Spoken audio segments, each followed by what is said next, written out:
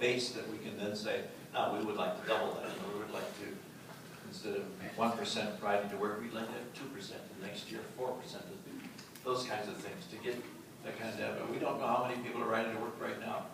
So we didn't set a goal because we don't have that answer. What we did do is suggest we need to start identifying what those evaluations are going to be and start collecting the data so we can do that. That's a good question. Yeah, you had something else. I had a question. Yeah, right. Every time I go to these meetings, I always hit on sort of a one-trick pony. I always hit on enforcement of bicycle regulations, and it's maybe appropriate. I'm sitting next to a police officer here. But to keep the trolls quiet, I mean, if you would check today's Tribune internet thing, you know, where you have comments, all the trolls come out.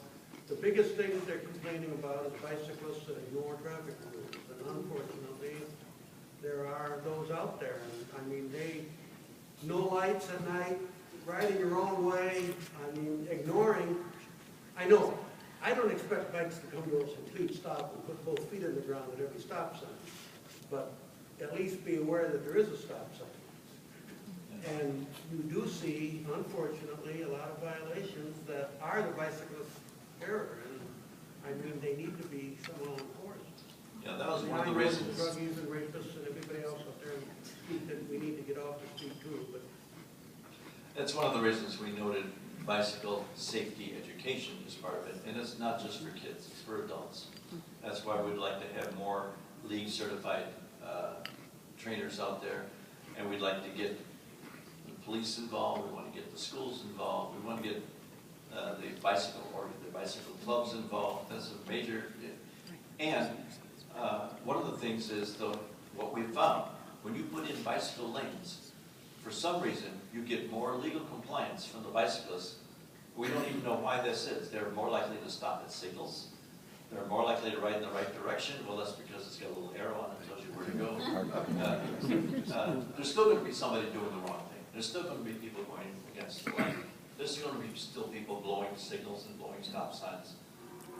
Some of those are the same people, when they get in cars, they do the same dumb thing. Yes, sir. I mean, I can speak on that. I mean, I agree with Bob that you know, the increased enforcement there would be an improvement. We do even send officers out each month. We have special patrols that do enforce both pedestrian and bicycle enforcement to look for that type of enforcement. We get grant money from the state each year. Usually we average about 5 or 6 enforcement patrol units out each month and stuff like that. So that's their only priority is pedestrian and also bicycle enforcement. So one of the other things that's in the plan, and I forgot, I didn't put it up on the slide, I didn't put all the pieces, is to possibly establish a bike ambassador program.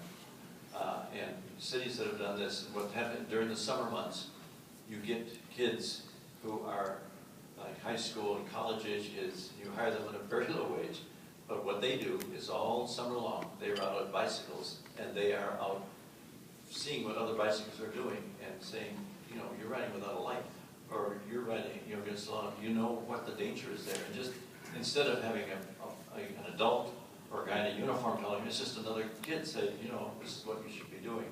And that has been very effective also. Do they give them warnings? Yeah, well, they just talk to them. Most, you know, the kids aren't doing this, aren't doing it because they're evil or bad. They're just, they don't know, and they don't realize how dangerous it is for themselves. Yeah, I mean, we're talking about riding on bicycles. You are a person riding a bicycle on a sidewalk is 5 times more likely to be in a crash than if they were riding on the street. Yeah. But they don't know that. Right. So that's part of just getting the information out there. And I'm going to ask this question because it really hasn't been included thus far, at least